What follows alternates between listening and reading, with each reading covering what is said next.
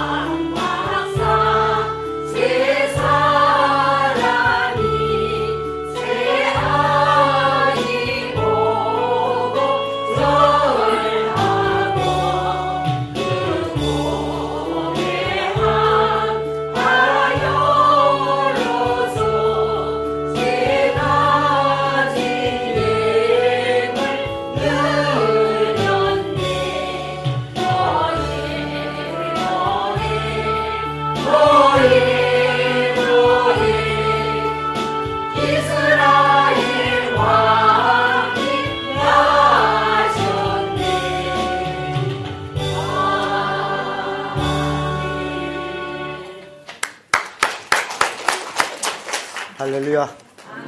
좌우에 만나서 반갑습니다. 인사 나누겠습니다. 한 주간 평안하셨죠? 방금 읽은 말씀으로 임마누엘 이런 제목으로 말씀을 나누겠습니다. 이제 약 10일 정도 지나면 성탄절이 됩니다. 성탄절은요, 하나님이 인간으로 오신 것을 기념하는 축제입니다. 이날은 이제는 세계적인 명절이 되어서 믿는 사람이나 믿지 않은 사람이나 다 축제를 하고 있습니다. 또 상인들은 이날을 놓치지 아니하려고 여러 가지 상수를 써가면서 횡재하기도 합니다. 믿지 않은 자들은 모여서 술 먹고 즐기고 그렇게 성탄절을 경축하고, 믿는 사람들은 하나님 앞에 모여서 이제 예수님의 탄생을 축하하는 예배를 드리면서 또 경축을 합니다. 여러 사람들이 경축하는 모식은 다 틀리지만은 그러나 중요한 것은 예수가 태어났다라는 것을 믿는 사람이나 믿지 않는 사람이나 알리는 좋은 날이 됐다라고 생각을 합니다. 그리고 또 이 성탄절은요, 예수보다도 산타라는 할아버지가 더 위뚝 올라와 가지고 사척에 산타 옷을 입고 돌아다니는 사람도 있고, 또 자기가 산타의 마냥 조만지를 쥐고 돌아다니며 선물을 나눠주는 자도 있고, 아무튼 이 마지막 이 시대에 별의별 일들이 다 일어나고 있다라는 것을 우리가 알 수 있습니다. 그래서 실은 이 성탄절의 진정한 의미, 그것을 알고 경축하는 자들에겐 복이 있지만은 그렇지 못한 자들에겐 떠들어봤자 복은 없습니다. 인생은 누구와 함께 하느냐에 달려가지고 그 인생이 달라집니다. 약자와 함께하면 약해지고, 강자와 함께하면 강해지고, 지혜자와 함께하면 지혜를 배우게 됩니다. 그래서 누구와 함께 하느냐, 굉장히 중요합니다. 여러분들은 누구와 함께하고 있습니까? 할렐루야. 마태복음 1장 23절에 보면 보라 처녀가 잉태하여 아들을 낳을 것이요 그 이름을 임마누엘이라 하라 하였으니 이를 번역한즉 하나님이 우리와 함께 계시다 함이라. 자, 임마누엘이라는 그 말의 뜻 무엇이라는 겁니까? 하나님이 우리와 함께한다. 하나님이 누구와 함께한다고요? 우리가 누굽니까? 나가 누굽니까? 예, 하나님의 자녀 어떻게 됐습니까? 예수 그리스도를 믿음으로 우리가 하나님의 자녀가 됐고, 하나님의 자녀가 된 사람은 하나님이 함께하는 자다. 그래서 이 성탄절은 하나님이 인간 옷을 입고 이 땅에 오셔서 그를 믿는 자와 함께 하시는 하나님, 그 하나님을 우리가 경축하고 있다는 사실입니다. 이사야 선지자는 이제 예수님이 태어나기 전 약 700년 전에 예수님이 태어날 것에 대해서 그는 예언한 그 말씀이 오늘 본문의 말씀입니다. 그러므로 주께서 친히 징조를 너에게 주실 것이라. 보라 처녀가 잉태하여 아들을 낳을 것이요 그 이름을 임마누엘이라 하리라. 이 말씀은 이사야 선지자가 예수님의 탄생 700년 전에 예언한 말씀이에요. 여러분들이 깜짝 놀랄 말씀이에요. 아니 700년 후에 있을 일을 보는 것처럼 예언한 선지자가 바로 이사야 선지자입니다. 하나님의 영감이 아니고선 절대 이런 예언을 할 수가 없다라는 사실입니다. 그래서 처녀가 잉태하여 아들을 낳을 것이다. 그 이름을 임마누엘이라 하리라. 그래서 그 예언한 말씀이 바로 마태복음 1장 23절에 처녀 마리아의 몸에서 응해가지고 처녀가 잉태해서 아이를 낳게 됩니다. 그런데 이 처녀가 잉태해서 아이를 낳는 문제에 대해서 더 밝히 말씀하는 것은 누가복음입니다. 누가복음은요, 누가라는 사람은 그 직업이 의사였습니다. 의사는 어떻게 애가 생기는 것을 그 누구보다도 더 잘하는 것이 의사입니다. 그럼에도 불구하고 누가는 마리아가 잉태해서 아이를 낳는 과정을 자세히 기록하고 있습니다. 천사가 마리아한테 와서 인사합니다. 은혜 받은 여자여. 그러니 마리아를 깜짝 놀랍니다. 이게 무슨 인사입니까? 네가 이제 잉태해가지고 아들을 낳을 것이다. 그때는 마리아가 분명히 얘기합니다. 나는 사내를 알지 못하는데 어찌 이런 일이 있을 수 있습니까? 아이를 낳자면 누구를 알아야 돼요? 여자가 아이를 낳자면 누구를 알아야 돼요? 남자를 알아야 아이를 낳아요. 그런데 마리아는 분명히 그걸 얘기하면 내가 사내를 알지 못하는데 어찌 이런 일이 있을 수 있습니까? 했을 적에 천사가 하나님의 지극한 능력이 너를 덮어서 네가 잉태하게 될 것이고 하나님의 아들을 네가 낳을 것이다. 이름을 예수라 하라 라는 말씀을 주고 있습니다.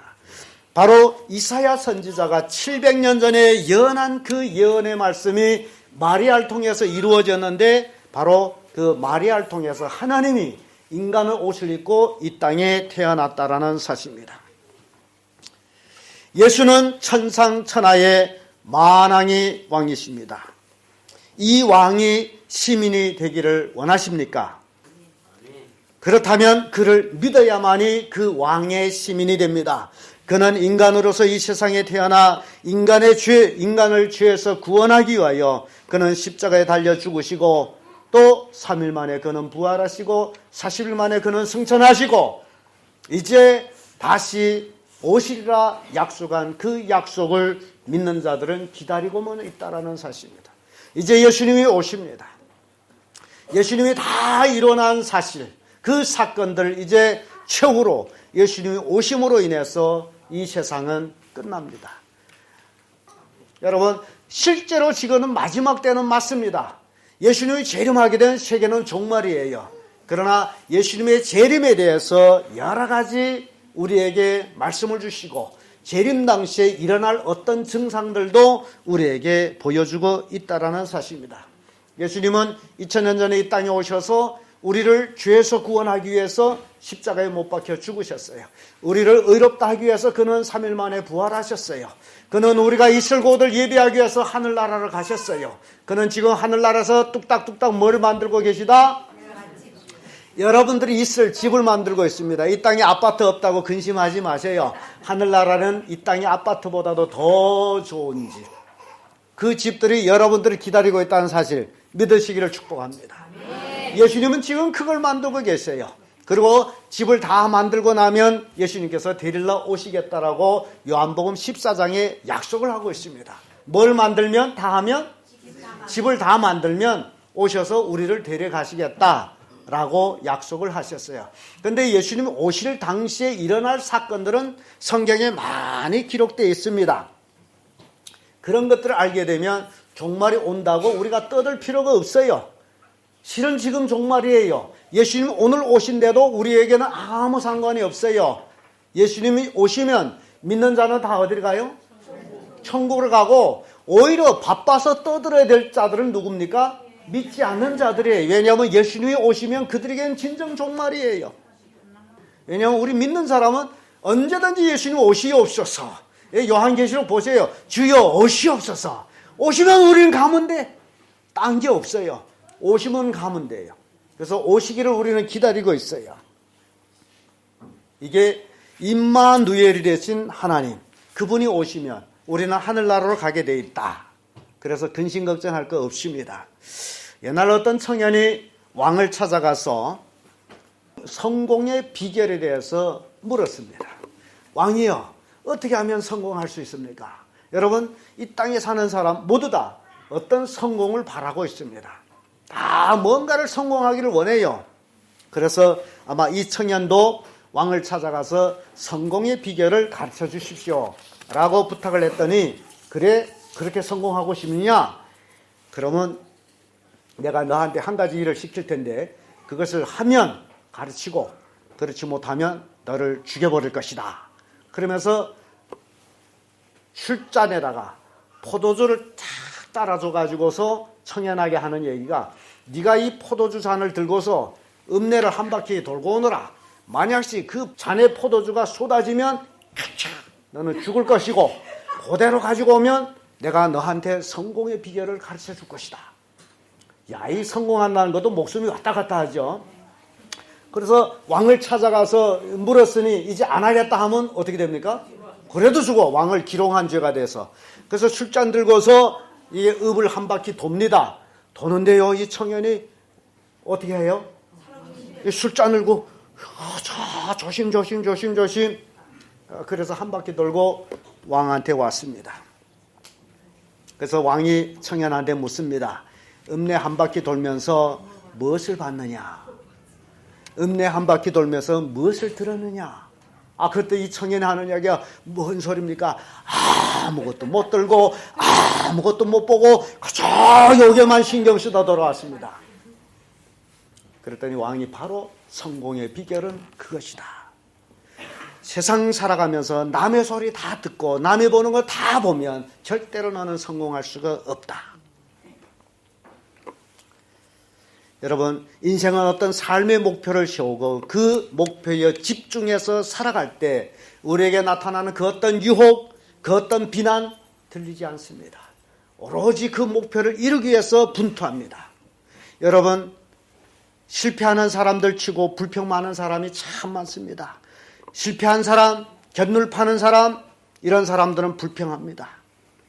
불평하는 사람 치고 절대로 성공한 사람은 없습니다. 모든 사람들이 성공을 바란다면, 그리고 또 성공하기 위해서 노력한다면 바로 참된 하나님과 함께할 때, 임마누엘 하나님과 함께할 때, 그때 참된 성공이 이루어진다는 사실을 믿으시길 바랍니다. 임마누엘 뜻이 뭐라고요? 하나님이 우리와 함께 하시다. 하나님과 함께하는 삶, 그것이 진정 성공의 삶이라는 사실을 믿으시기를 축복합니다. 그래서 오늘 본문 말씀으로 임마누엘, 이런 제목으로 은혜를 나누려고 하는데, 임마누엘이 되면 어떻게 되느냐? 그 첫째가 담대하여집니다. 하나님이 함께하면 어떻게 되느냐? 담대하여진다라는 말씀이에요.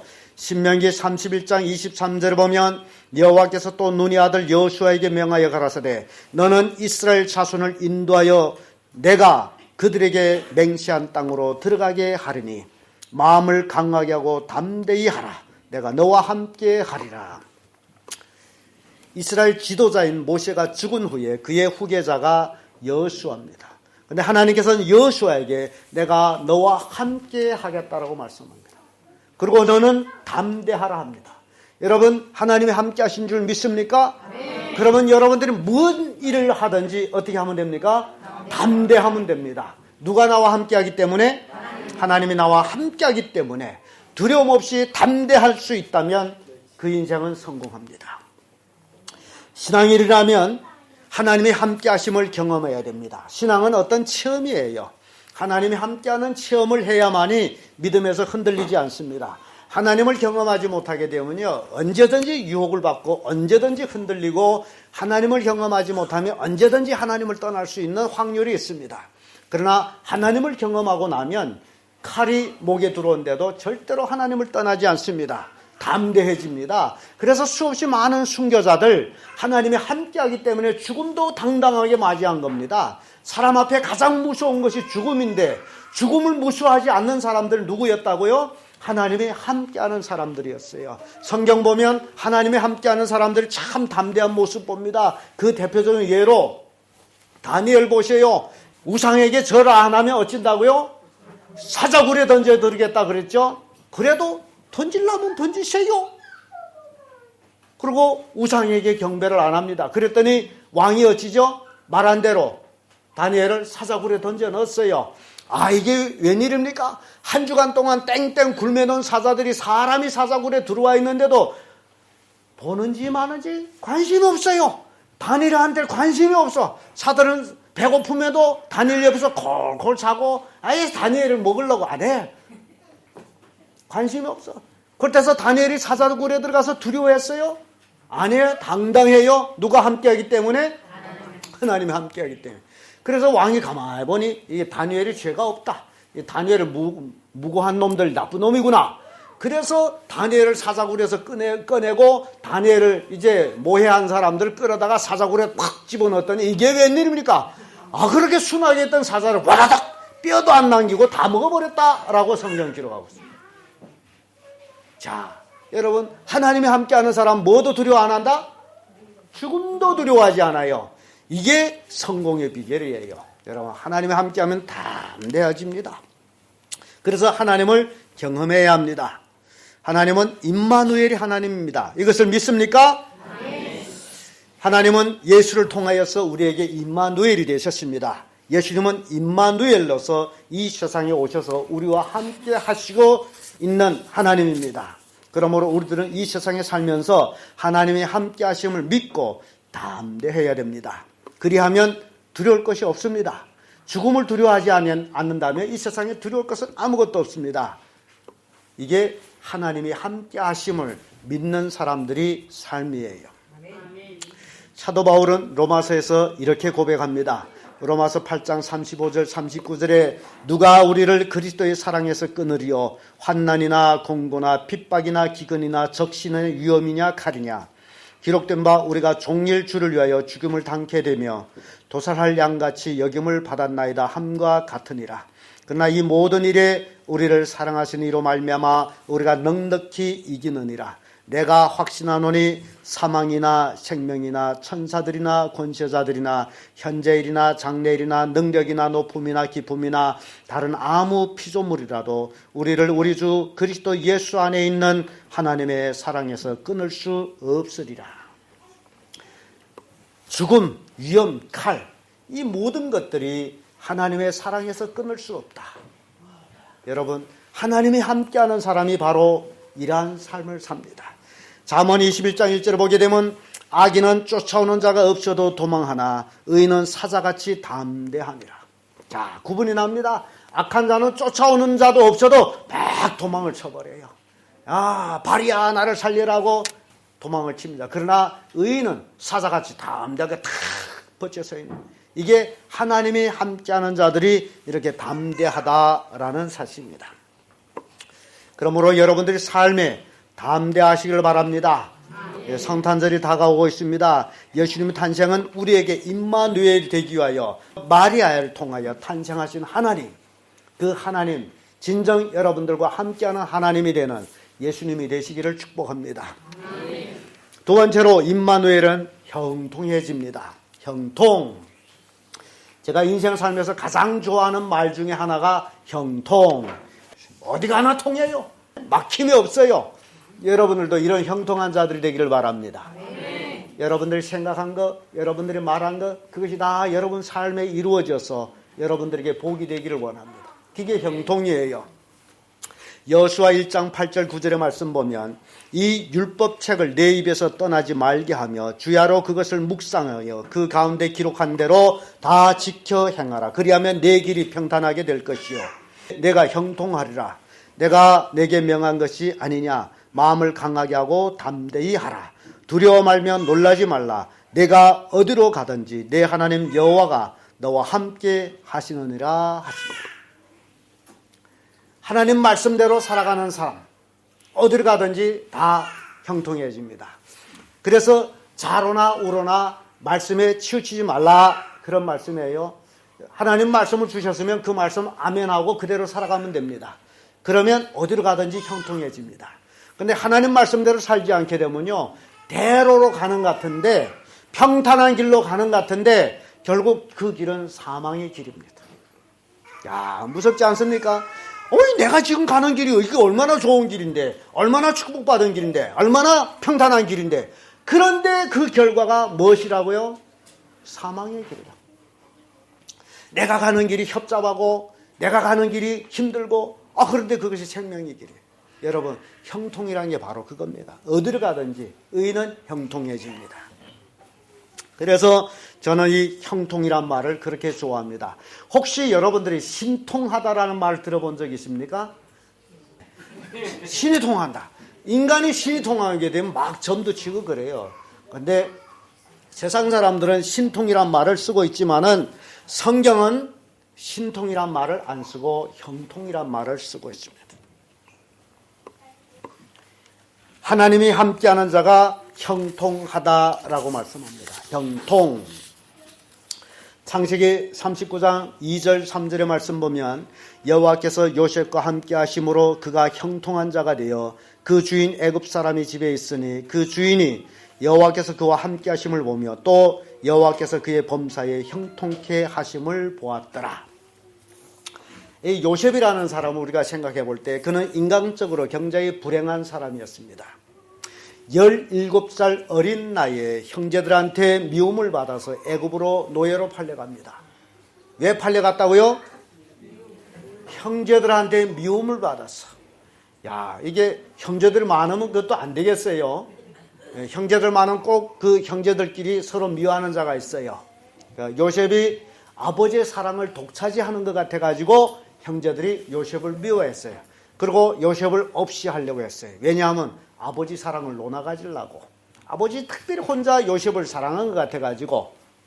그래서 저놈, 아버지 사랑을 독차지하는 저놈, 우리 팔아버리자. 그래서 형제들이 애굽의 노예로 팔아버렸어요. 요셉은요 17살에 그 어린 나이에 애굽의 종으로 팔려갑니다. 야, 어찌 보면 요셉의 앞이 캄캄했을 거예요. 그런데 누가 함께 했다고요? 하나님이 함께 하셨어요. 그래서 애굽으로 노예로 팔려갔는데 보디발 집에서 그래도 집사로 또 일합니다. 아니 요셉이 너무 잘생겼어. 영준해요. 그랬더니 보디발 차가 매일같이 요셉을 유혹해요. 그러니 남자가 유혹을 당한다니 쉽지 않습니다. 그래서 요셉이 그 마누라하고 하는 얘기가 주인께서 이 집 모든 것을 다 내게 맡겼고 내가 마음대로 할 수 있는데 말을 하지 아니했지만 금한 것이 하나 있다면 바로 당신이에요. 왜냐하면 당신은 자기 처이기 때문에. 내가 하나님 앞에서 어찌 이 큰 악을 행하려. 그리고 그 유혹을 뿌리칩니다. 그랬더니 여자가 자기도 자존심이 있는데 자기 신분이 있는데 자존심이 있는데 조그만 이마에 피도 안 마른 놈을 유혹했더니 말을 듣지 않아서 괘씸해가지고 모함해서 감옥에 집어넣어요. 요셉은 왜 감옥에 들어갔습니까? 죄가 있어 들어갔습니까? 모함받아 들어간 거예요. 그랬더니 감옥에서도 누가 함께 합니까? 하나님이 함께 하셔요. 그래서 감옥에서도 형통한 자가 되고 감옥이지만은 비록 감옥에서 관리하고 그래요. 그러다가 13년 후에 요셉은 꿈을 해몽함으로 인해서 애굽의 바로 왕 다음의 자리에 오르는 애굽의 총리가 됩니다. 여러분, 형통이라는 자체, 하나님이 함께한다는 자체, 환경이 어떻게 악렬하든지 환경이 어떻게 변하든지 그거는 상관이 없다는 사실입니다. 하나님이 함께하면 어디를 가든지 다 형통하고 결국 그것으로 인해서 성공하게 된다는 사실. 여러분, 하나님이 함께하는 삶을 사세요. 임마누엘이 되세요. 그래야 여러분의 삶이 평안하고 축복을 받게 되십니다. 환경을 탓하는 사람, 부모를 탓하는 사람, 이런 사람들은 하나님이 함께 안 하기 때문에 불평하는 거예요. 환경을 불편하고 아주 무능한 자식들은 에이, 우리 아버지 엄마 같은 데서 내가 태어나가지고 이 고생한다? 아니요, 노. 절대 그렇지 않습니다. 부모 탓하지 마세요. 부모님은 나에게 생명을 주어서 내가 이 세상에 태어나게 한 것으로 감사하세요. 그리고 하나님이 나한테 10손가락 주고 손과 발을 주고 나에게 머리를 주고 그러면 그걸 가지고 열심히 일하세요. 그러면 부모 유산 일전 한번 안 받아도 잘 삽니다. 저는요, 우리 부모님한테서 유산 일전 한 번 받은 게 없어요. 그래도 잘 먹고 잘 살잖아요. 누구 덕에? 하나님 덕에, 임마누엘 덕에. 자, 여러분 잘 아시네요. 하나님이 함께하면 이런 복을 받는다 그 얘기예요. 그러나 여러분이 아무리 좋은 부모한테 물질을 많이 유산을 받았다 할지라도 하나님이 함께 안 하면 그것은 망하는 길이에요. 여러분 명심하세요. 누구와 함께 해야 된다고요? 임마누엘. 여러분 가족의 임마누엘 되시기를 축복합니다. 세 번째로 임마누엘이면 승리합니다. 승리. 매일매일 삶의 승리. 이게 복이 아닙니까? 이보다 더 큰 복은 없습니다. 역대하 20장 17절에 보면 이 전쟁에는 너희가 싸울 것이 없나니 항우를 이루고 서서 너희와 함께한 여호와가 구원하는 것을 보라. 유다와 예루살렘아 너희는 두려워 말며 놀라지 말고 내일 저희를 마주 나가 여호와가 너희와 함께 하리라. 여러분, 이 암몬 사람과 모함 사람 그리고 마온 사람들이 뭉쳐가지고 이스라엘 쳐들어옵니다. 그때 당시에 여호사밧 왕 때인데 여러분 여러 나라가 모여가지고 단합을 해가지고 조그만 이스라엘 쳐들어온다는 것은 참 이 전쟁은 이제 완전히 진 전쟁이에요. 그러니 여호사밧 왕은 이 전쟁을 자기로서는 싸울 힘이 없어요. 그러니 싸울 힘이 없으니 여호사밧은 어떻게 해야 됩니까? 하나님께 기도하는 일 외에는 없어요. 적군들이 연합군이 쳐들어와요. 그럼에도 어떻게 이 적과 싸울 힘이 없는 이 나라 결국 하나님 앞에 무릎 꿇고 기도하는 수밖에 없어요. 여러분 우리가 이 인생 살아가면서 우리는 매일같이 싸움과 같습니다. 인생의 삶의 싸움이에요. 우리는 이 세상에서 이길 수가 없습니다. 오로지 이길 수 있는 길은 누구와 함께하는 것? 하나님과 함께하는. 그래서 우리는 기도를 해야 되는 거예요. 근데 저는 참 가슴 아픈 일은요, 분명히 어려운 일을 당하면서도 기도를 안 하는 그런 사람. 저는 그거보다 더 안타까운 일은 없다라고 생각합니다. 여러분, 하나님 앞에 기도하는 일 밖에는 없어요. 그랬더니 하나님께 기도했더니 하나님의 응답이 오시기를 이 전쟁은 너희가 싸울 것이 아니니 항모를 이루고 서서 너희와 함께한 여호와가 구원하는 것을 보라. 하하. 전쟁하는데 하나님께서 너희들 싸울 필요가 없어. 너희들은 뭐 하라? 전쟁을 구경하라. 그래서 본래는 적군이 쳐들어오게 되면 군사들이 무장해 갖고 나가서 적을 맞이해야 되잖아요. 이 여호사밧 왕은 구경하라 했으니까 군사를 뽑는 게 아니라 찬양대를 뽑아서, 찬양대를 뽑아가지고 적군들이 쫙 지금 포위하고 있는데 찬양대가 탁 서가지고 지휘자가 앞에서 쫙 지휘해서 하나님께 찬양하는 그 순간에 적군들 앞에서 다른 데서 막 쳐들어오고 자기끼리 막 죽이고, 그래가지고 전쟁 끝났어요. 이게 하나님이 싸우는 전쟁이에요. 하나님과 함께하면 어떻게 된다고요? 승리하는 거예요. 그래서 하나님과 함께하면 적군이 많든 적든 상관없어. 이게 하나님과 함께하는 승리의 삶이에요. 여러분, 하나님과 함께하면 내가 가진 것이 없다? 관계없어요. 나 힘이 없다? 상관없어요. 하나님이 해결해 주시는 거예요. 그래서 임마누엘 앞에는 대적이 없습니다. 하나님이 함께하는 사람 앞에는 대적이 없습니다. 여러분, 질병 때문에 고통합니까? 하나님과 함께 하시면 그 질병도 쫓겨갑니다. 가장 중요한 것은 하나님이 함께하는 거예요. 임마누엘입니다. 그래서 인생의 삶은 전쟁과 같습니다. 매일매일 자신과 싸워야 합니다. 인생의 성공의 여부도 자신과의 싸움에 결정합니다. 자신과의 싸움에서 이기는 자는 모든 싸움에서 이깁니다. 자신과 싸워서 지는 사람은 모든 삶에서 집니다. 이게 의지라는 거예요. 우리 성도들 보게 되면 의지 약해가지고 신앙생활을 잘 못하는데 그 자신과의 싸움에서 지는 사람들이에요. 자신과의 싸움에서 지는 사람은 절대 밖에 나가서 이길 수가 없습니다. 왜? 자기하고도 졌는데 누구하고 이기겠습니까? 나보다 강한 자는 다 밖에 있어요. 나와 싸워서 이겨야 밖에 나가서도 이길 수 있다. 그래서 손자병법에도 지피지기 백전불태, 나를 알고 적을 알면 100번 싸워서 한 번도 지지 않는다라는 말이에요.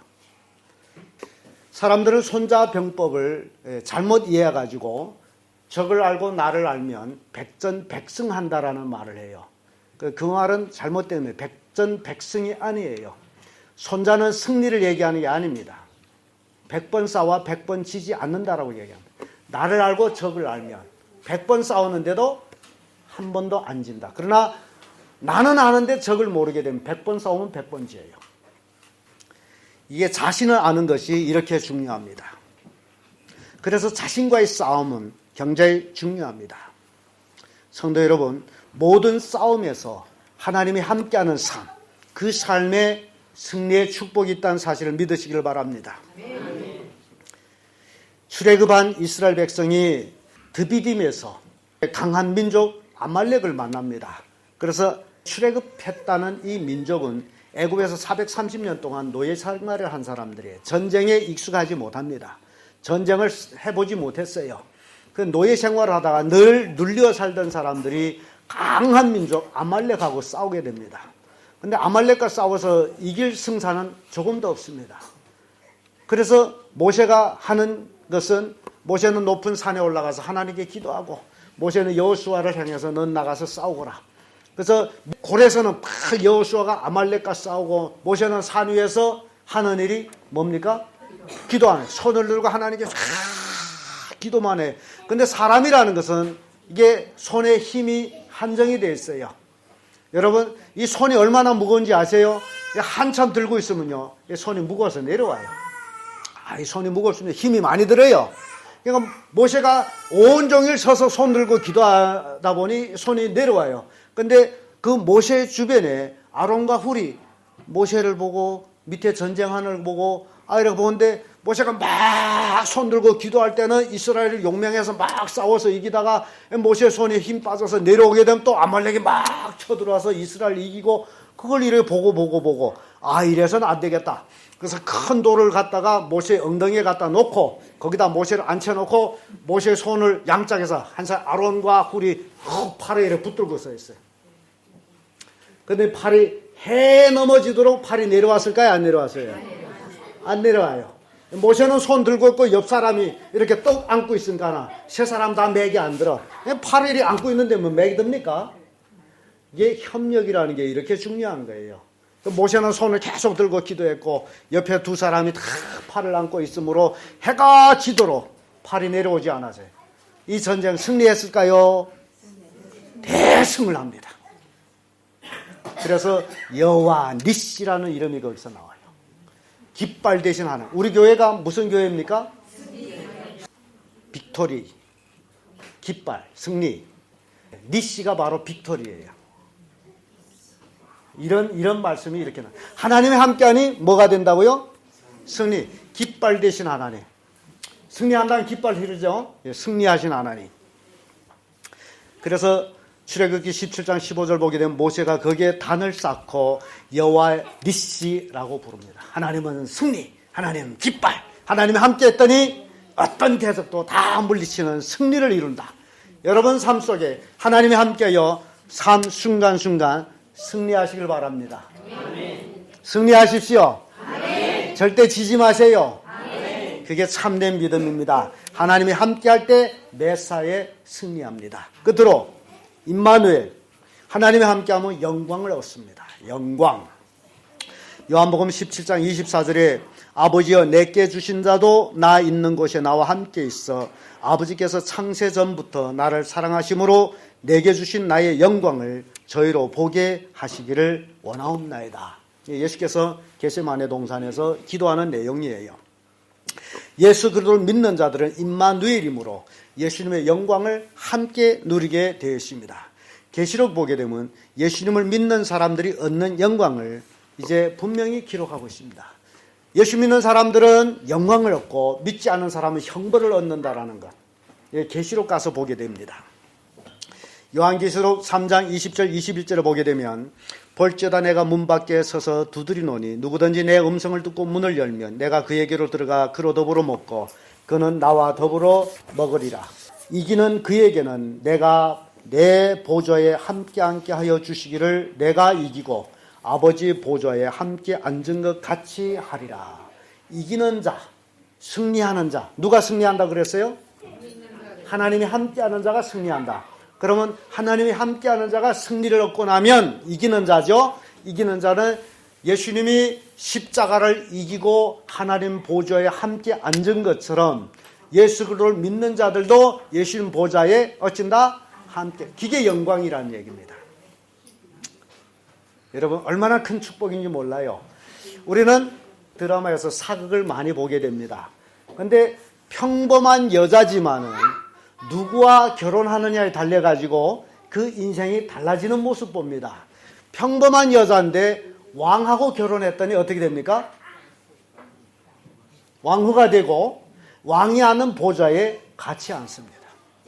그 여자에게는 어떤 권력이나 능력이나 어떤 공로가 있어서가 절대 아닙니다. 단 하나, 누구와 결혼해서? 왕과 결혼했기 때문에 왕후가 돼가지고 왕의 보좌에 같이 앉습니다. 자, 그러면 돌아와서 우리는 예수 그리스도를 신랑이라고 얘기합니다. 우리는 공로나 자격이나 아무것도 없습니다. 그러나 단 한 가지, 우리는 예수 그리스도를 믿음으로 우리는 그리스도의 신부가 됐습니다. 그러므로 신랑이 앉는 좌석 옆에 그 보좌에 신부가 앉는 것은 너무나 당연한 말씀입니다. 그래서 임마누엘이 되면 하나님이 함께하면 그 영광을 우리가 누린다는 사실. 얼마나 큰 축복인지 몰라요. 잠언 22장 4절에 보면 겸손과 여호와를 경외함의 보응은 재물과 영광과 생명이니라. 여러분 정말 보물을 얻기를 원합니까? 예? 생명을 얻기를 원합니까? 그러면 겸손하게 하나님을 경외하세요. 하나님과 함께 하세요. 그러면 여러분들이 얻는 것은 재물, 영광, 생명. 이게 우리가 얻는 것입니다. 여기에 임마누엘 된 자들이 얻는 것이다. 이 결과가 바로 임마누엘이라는 사실입니다. 사랑하는 성도 여러분, 세상에 영광을 얻는 것은 절대 쉬운 것은 아닙니다. 그러나 여러분들이 쉬운 것이 아닌 것만큼 쉬운 길을 선택하지 마십시오. 고난이 없으면 영광이 없습니다. 우리 그리스도인들은 예수님이 이 땅에 오셔서 십자가에 못 박히신 고난을 당하듯이 우리도 이 세상에서 고난을 당합니다. 고난을 통해서 비로소 우리는 영광을 얻게 됩니다. 고난의 길, 그것이 영광의 길이라는 사실 믿으시기를 축복합니다. 임마누엘, 하나님이 우리와 함께 하신다는 뜻입니다. 사랑하는 성도 여러분, 여러분 삶에 임마누엘 되시기를 축복합니다. 그래야 여러분들이 담대하고 형통하고 승리해서 늘 영광의 축복을 얻으시는 귀한 성도를 되기를 예수님 이름으로 축복합니다. 기도하겠습니다.